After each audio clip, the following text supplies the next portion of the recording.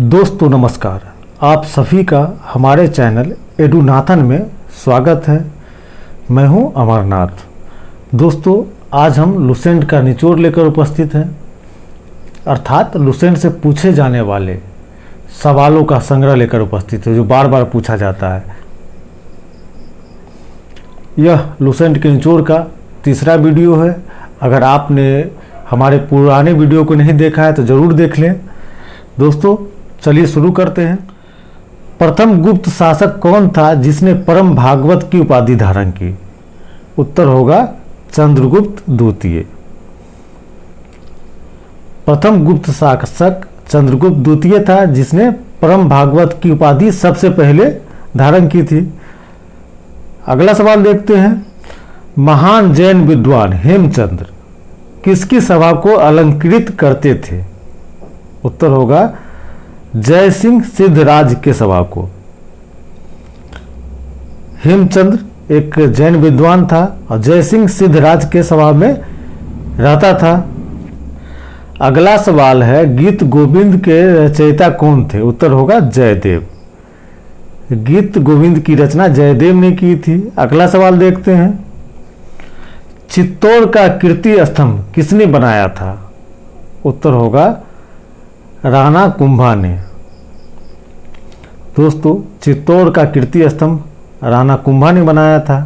अगला सवाल काफ़ी महत्वपूर्ण है। महात्मा गांधी धरसना नामक गोदाम पर कांग्रेस कार्यकर्ता के धावे के समय कहाँ थे? उत्तर होगा यरबदा जेल में। दोस्तों इस सवाल को IAS, BPSC, Uttar Pradesh PCS में बहुत बार पूछा गया है। जिस समय कांग्रेस कार्यकर्ता धरसना में धरना दे रहे थे, आंदोलन कर रहे थे, उस समय महात्मा गांधी यरवदा जेल में थे। अगला सवाल देखते हैं। स्थानीय शासन व्यवस्था को किस वायसराय के समय प्रोत्साहन मिला था? उत्तर होगा लॉर्ड रिपन के समय। स्थानीय शासन व्यवस्था को लॉर्ड रिपन के समय प्रोत्साहन मिला था। अगला सवाल देखते हैं। सुइल परियोजना किस राज्य में स्थित है? उत्तर होगा हिमाचल प्रदेश। सुइल परियोजना हिमाचल प्रदेश में स्थित है। अगला सवाल है। पंचायतों एवं नगर पालिकाओं के संबंध में भारतीय संविधान में किस वर्ष प्रावधान किया गया था? उत्तर होगा 1993 में। पंचायतों एवं नगर पालिकाओं के संबंध में भारतीय संविधान में 1993 में प्रावधान किया गया था। अगला सवाल देखते हैं। मीठे पानी की कल्पसर परियोजना किस राज्य में अवस्थित है? उत्तर होगा गुजरात में। मीठे पानी की कल्पसर परियोजना गुजरात में अवस्थित है। दोस्तों अगर आपने हमारे चैनल को सब्सक्राइब नहीं किया है तो सब्सक्राइब कर ले। अगला सवाल है। पत्थर पर प्राचीनतम शिलालेख किस भाषा में है? उत्तर होगा प्राकृत में। पत्थर पर प्राचीनतम शिलालेख प्राकृत में है। अगला सवाल देखते हैं। संगीत यंत्र तबला का प्रचलन किसने किया था? उत्तर होगा अमीर खुसरो ने। दोस्तों तबला का जनक अमीर खुसरो को माना जाता है।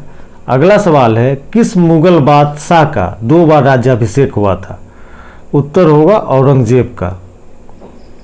दोस्तों औरंगजेब एकमात्र ऐसा मुगल बादशाह था जिसका 2 बार राज्याभिषेक हुआ था। अगला सवाल देखते हैं। सुभाष चंद्र बोस को किसने देश नायक कहा था? उत्तर होगा रविंद्रनाथ टैगोर ने। सुभाष चंद्र बोस को रविंद्रनाथ टैगोर ने देश नायक कहा था। अगला सवाल है। अंडमान निकोबार द्वीप समूह में सबसे अधिक ऊंचाई वाली चोटी कौन सी है? उत्तर होगा सेंडल पीक। सेंडल पीक की ऊंचाई 732 मीटर है। याद रखिएगा दोस्तों, अंडमान निकोबार द्वीप समूह में सबसे अधिक ऊंचाई वाली चोटी सेंडल पीक है। अगला सवाल देखते हैं। संसार का सर्वाधिक सक्रिय ज्वालामुखी कौन है? उत्तर होगा किलायु।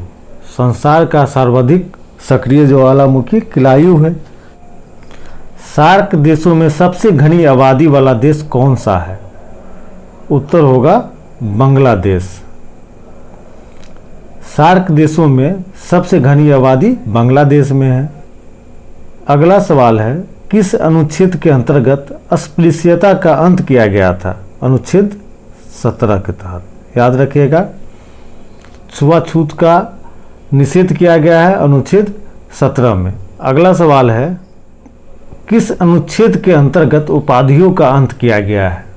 उत्तर होगा अनुच्छेद 18 के तहत। दोस्तों, इन सब सवालों को अक्सर पूछा जाता है। अगला सवाल देखते हैं, किस अनुच्छेद के अंतर्गत विधि के समक्ष सभी को समान माना गया है? उत्तर होगा अनुच्छेद 14 के तहत। अगला सवाल देखते हैं, तेल का एक बैरल में कितने लीटर के बराबर होता है? उत्तर होगा 159 लीटर के बराबर में। तेल का एक बैरल 159 लीटर के बराबर में होता है लगभग। दोस्तों, इस सवाल को IAS में, रेलवे में, उत्तर प्रदेश PCS में पूछा गया है। अगला सवाल देखते हैं, गौतम बुद्ध की मां किस वंश से संबंधित थी? उत्तर होगा कोलीय वंश से। गौतम बुद्ध की मां कोलीय वंश से संबंधित थी। दोस्तों, आज के वीडियो में लुसेंट से उन सवालों को शामिल किया गया है जिसे परीक्षाओं में हमेशा पूछा जाता है। अगला सवाल है, गांधार महाजनपद की राजधानी कहाँ थी? उत्तर होगा तक्षशिला। अगला सवाल देखते हैं, मत्स्य जनपद की राजधानी कहाँ थी? उत्तर होगा विराटनगर। अगला सवाल है, महावीर का प्रथम अनुयायी कौन था? उत्तर होगा जमाली। महावीर का प्रथम अनुयायी जमाली था। जमाली महावीर का दामाद भी था। अगला सवाल देखते हैं, वैदिक काल में किस जानवर को अघन्या माना जाता था? उत्तर होगा गाय को। दोस्तों, अघन्या शब्द का संबंध गाय से है। अगला सवाल है, सारनाथ स्तंभ का निर्माण किसने किया था? उत्तर होगा अशोक ने। सारनाथ स्तंभ का निर्माण अशोक ने किया था। अगला सवाल देखते हैं, योग दर्शन के प्रतिपादक कौन थे? उत्तर होगा पतंजलि। योग दर्शन के प्रतिपादक पतंजलि थे। अगला सवाल है, अमीर खुसरो ने किस भाषा को बढ़ाने में अहम भूमिका निभाई थी? उत्तर होगा खड़ी बोली। अमीर खुसरो ने खड़ी बोली को बढ़ाने में महत्वपूर्ण भूमिका निभाई थी। अगला सवाल देखते हैं, मोहम्मद गौरी ने जयचंद को किस युद्ध में पराजित किया था? उत्तर होगा चंदावार के युद्ध में। चंदावार के युद्ध में मोहम्मद गौरी ने जयचंद को पराजित किया था। यह युद्ध 1194 ईस्वी में हुआ था। अगला सवाल है, जिया तरंग आंदोलन कहाँ प्रारंभ हुआ था? उत्तर होगा नागालैंड में। जिया तरंग आंदोलन नागालैंड में प्रारंभ हुआ था। अगला सवाल देखते हैं, गदर पार्टी की स्थापना कहाँ हुई थी? उत्तर होगा संयुक्त राज्य अमेरिका में। गदर पार्टी की स्थापना संयुक्त राज्य अमेरिका में हुई थी। अगला सवाल देखते हैं, कार्डामम पहाड़ी किसकी सीमा पर स्थित है? उत्तर होगा केरल और तमिलनाडु की सीमा पर। कार्डामम पहाड़ी केरल और तमिलनाडु की सीमा पर स्थित है। अगला सवाल है, दामोदर किसकी सहायक नदी है? उत्तर होगा हुगली की। दामोदर हुगली की सहायक नदी है। अगला सवाल देखते हैं, किसकी समीक्षा के लिए सरकारिया आयोग गठित किया गया था? उत्तर होगा केंद्र राज्य संबंध की समीक्षा के लिए। दोस्तों, केंद्र राज्य संबंध की समीक्षा के लिए सरकारिया आयोग का गठन किया गया था। अगला सवाल है जो काफ़ी महत्वपूर्ण है, क्षुद्र ग्रह किन दो ग्रहों के बीच में पाया जाता है? उत्तर होगा मंगल और बृहस्पति के बीच। दोस्तों, क्षुद्र ग्रह मंगल और बृहस्पति के बीच पाया जाता है। अगला सवाल देखते हैं, रेडियोधर्मी डेटिंग एक प्रक्रिया है जिससे क्या मापा जाता है? उत्तर होगा चट्टानों की उम्र। रेडियोधर्मी डेटिंग की एक प्रक्रिया है जिससे चट्टानों की उम्र मापी जाती है। अगला सवाल देखते हैं, मस्तिष्क तथा मेरु रज्जु पर चढ़ी झिल्ली में सूजन आ जाने से होने वाले रोग को क्या कहते हैं? उत्तर होगा मेनिंजाइटिस। मस्तिष्क और मेरुरज्जु पर झिल्ली में सूजन आने से मेनिंजाइटिस रोग होता है। अगला सवाल है, द हिमालयन माउंटेनियरिंग इंस्टीट्यूट किस स्थान पर स्थित है? दार्जिलिंग में है। The Himalayan mountaineering institute Darjeeling में है। दार्जिलिंग पश्चिम बंगाल में स्थित है। अगला सवाल देखते हैं, कारागम धार्मिक लोक नृत्य किस राज्य से संबंधित है? उत्तर होगा तमिलनाडु से।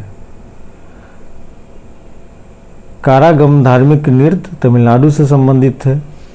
नर्मदा और ताप्ती नदियों के मध्य कौन सी श्रेणी स्थित है?